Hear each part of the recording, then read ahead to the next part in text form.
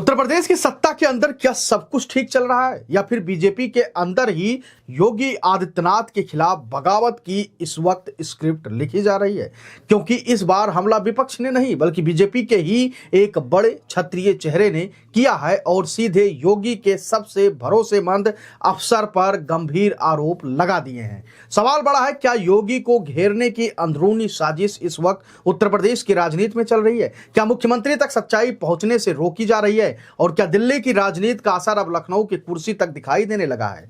MLC Devendra Pratap Singh ने न सिर्फ एक फेक एनकाउंटर जैसे गंभीर आरोप लगाए हैं उत्तर प्रदेश सरकार पर, बल्कि यहां तक कह दिया है कि यूपी में अधिकारी बेलगाम हो गए हैं और मुख्यमंत्री तक सही रिपोर्ट नहीं पहुंच रही है। तो क्या यूपी की राजनीति में शुरू हो गया है पावर वार? क्या योगी की इमेज को नुकसान पहुंचाने की कोशिश हो रही है? आज हम आपको बताएंगे इस पूरे विवाद की अंदर की कहानी जो अभी तक आपसे छुपाई जा रही है। दरअसल पूरा मामला बीजेपी के एमएलसी देवेंद्र प्रताप सिंह से जुड़ा है, जो पिछले कुछ समय से लगातार अपनी ही सरकार के खिलाफ सवाल उठाते रहे हैं। लेकिन इस बार मामला ज्यादा गंभीर इसलिए माना जा रहा है क्योंकि उन्होंने सीधे योगी आदित्यनाथ के करीबी और यूपी के सबसे ताकतवर अफसर में गिने जाने वाले प्रमुख सचिव संजय प्रसाद पर निशाना साधा है। राजनीतिक गलियारों में संजय प्रसाद को योगी का दाहिना हाथ कहा जाता है। कई अहम विभाग उनके पास हैं और सरकार की नीतियों को लागू करने में उनकी बड़ी भूमिका मानी जाती है। ऐसे में उनके ऊपर आरोप लगे हैं, सीधे सरकार की साख से जोड़कर देखे जा रहे हैं। देवेंद्र प्रताप सिंह का आरोप है कि उत्तर प्रदेश में कई एनकाउंटर संदिग्ध रहे हैं और प्रशासन की सही तस्वीर मुख्यमंत्री तक नहीं पहुंचाई गई है। कहा यह भी जा रहा है कि उनका कहना है कि अधिकारी अपनी छवि बचाने के लिए जमीनी सच्चाई को दबा रहे हैं। हालांकि यह पहली बार नहीं है जब देवेंद्र प्रताप सिंह ने अपनी ही सरकार को कटघरे में खड़ा किया हो। जुलाई 2024 में जब योगी सरकार ने शिक्षकों की डिजिटल अटेंडेंस लागू करने का फैसला किया था, तब भी उन्होंने खुलकर विरोध किया था। उन्होंने कहा था कि शिक्षक मशीन नहीं है और सरकार को मानवीय दृष्टिकोण अपनाना चाहिए। इसके बाद उन्होंने उद्योग विभाग में भ्रष्ट नियुक्तियों का मुद्दा उठाया था और आरोप लगाया था कि कुछ दागी अधिकारियों को महत्वपूर्ण पदों पर बैठाया गया है। 2026 में दिए गए एक इंटरव्यू में उन्होंने यह भी कहा कि अगड़े समाज में नाराजगी बढ़ रही है और सरकार को इस संकेत को गंभीरता से लेना चाहिए, नहीं तो 27 के चुनाव में नुकसान होगा।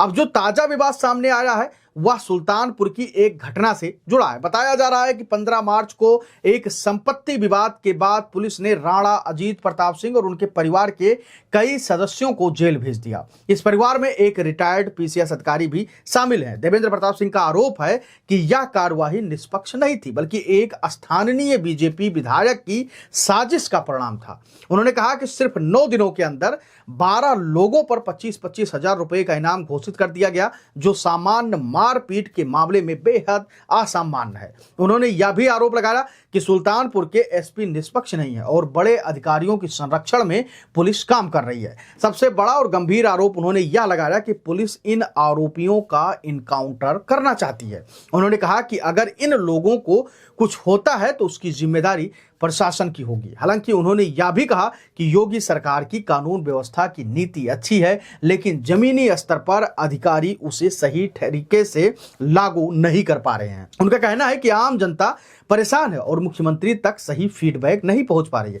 देवेंद्र प्रताप सिंह ने यह भी कहा कि जब सिस्टम से उम्मीद खत्म हो जाती है तब इंसान को कोर्ट का दरवाजा खटखटाना पड़ता है और इसी वजह से उन्होंने इलाहाबाद हाई कोर्ट से हस्तक्षेप की मांग की है। उन्होंने कोर्ट को मेल भेजकर उन युवकों के जीवन की सुरक्षा की मांग की है जिन पर इनाम घोषित हुआ है। अब इस पूरे मामले को सिर्फ प्रशासनिक विवाद नहीं बल्कि राजनीतिक नजरिए से भी देखा जा रहा है। राजनीतिक जानकारों का मानना है कि बीजेपी के अंदर क्षेत्रीय और सामाजिक समीकरणों को लेकर भी खींचतान चल रही है।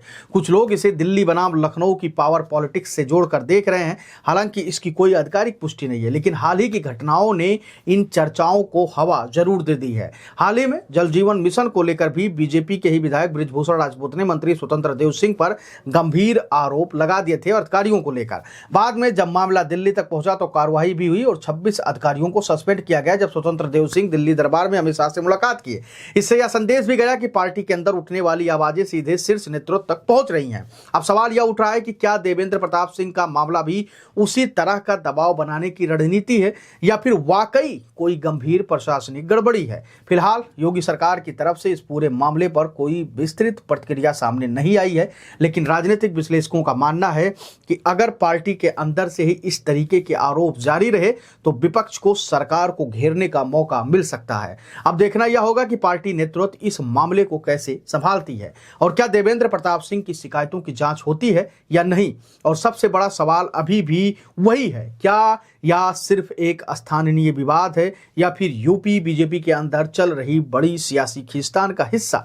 क्या योगी की सख्त प्रशासनिक शैली से कुछ लोग असहज हैं या फिर सब 2027 चुनाव से पहले की पोजीशनिंग है। इन सभी सवालों का जवाब आने वाले समय में जरूर मिलेंगे, लेकिन इतना जरूर है कि यूपी की राजनीति में यह विवाद अब चर्चा का बड़ा मुद्दा बन चुका है। आप क्या सोचते हैं, क्या यह सच में प्रशासनिक गड़बड़ी का मामला है या फिर सियासी रणनीति? क्योंकि देवेंद्र प्रताप सिंह के बारे में कहा जा रहा है कि दिल्ली दरबार के सबसे विश्वसनीय आदमी हैं और उनके संबंध दिल्ली से मजबूत हैं। आप अपनी राय हमको जरूर दीजिएगा कमेंट सेक्शन में, बताइएगा कि जिस प्रकार से ये कहा जाने लगा है बीजेपी के एमएलसी के द्वारा ही कि उत्तर प्रदेश में अधिकतर एनकाउंटर फेक हुए हैं, कानून व्यवस्था सही नहीं है, सही फीडबैक मुख्यमंत्री योगी आदित्यनाथ तक नहीं पहुंचाई जा रही है, 27 में स्थिति खराब हो सकती है, उसको लेकर आप क्या कुछ सोचते हैं? आप अपनी राय हमें कमेंट सेक्शन में जरूर दीजिएगा। धन्यवाद।